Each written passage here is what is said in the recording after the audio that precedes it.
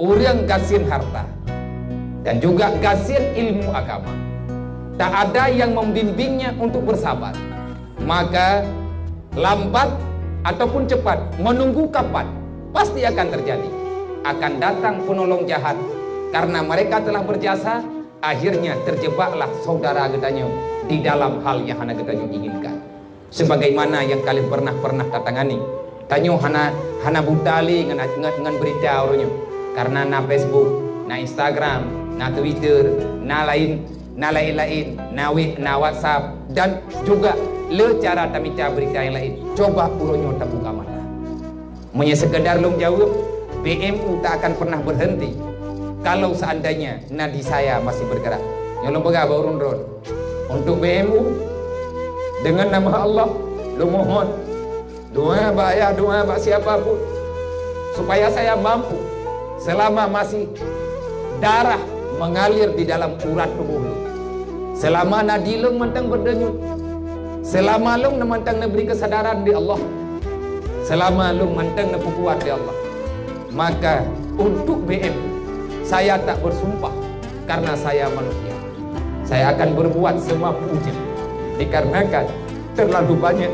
manusia umat Nabi Muhammad yang membutuhkan uluran tangan urang-urang yang mampu, lebih mampu daripada urangnya. Tunggu dua lo lagi mah nyoba halung bah menyatakan tiga hal lo lagi mah nana tepu itu biar naritung watelong kalan rumah horonya lum pernah menjerit cuman awak ada tahu letak le ayah menyangka anak lu dan kamu tutup tajam tepeh kau dengan lu muda lu mantap karena kehidupan lu lagi menung sehingga saya marah jiwa lu berontak pribadi lu dan pegahlah ya hanjir menan bahasa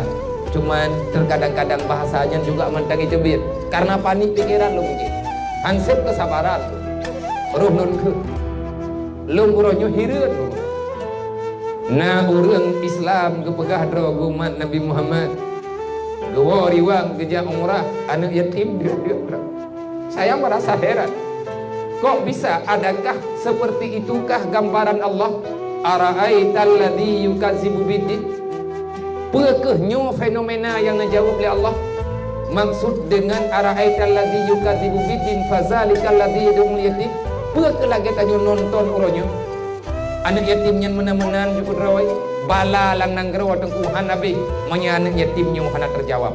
dosa terlalu besar menya anak yatim dia terau haram tabibu anak terau lah hukum menya anak yatimnya dia menang si fakir miskin alladhi yad'ul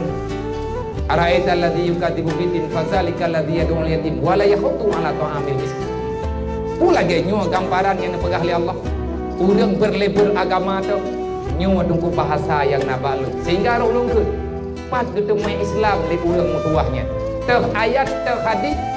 pat pengakuan yang na dalam kitab le Nabi Muhammad geakui na umat yang modern yang cara bersikap bahkan menyatakan tidak pegah tepu